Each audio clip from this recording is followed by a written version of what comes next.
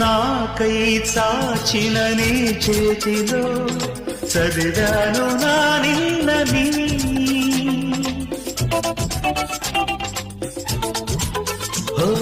నాకై చాచిన నీ చేతిలో చదివాను నా నిన్నని నాతో సాగిన నీ అడుగులో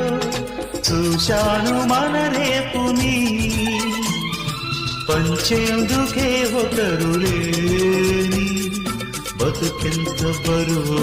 అని ఏ తోడుకి నోచుకోని నడకెంత అలుపో అని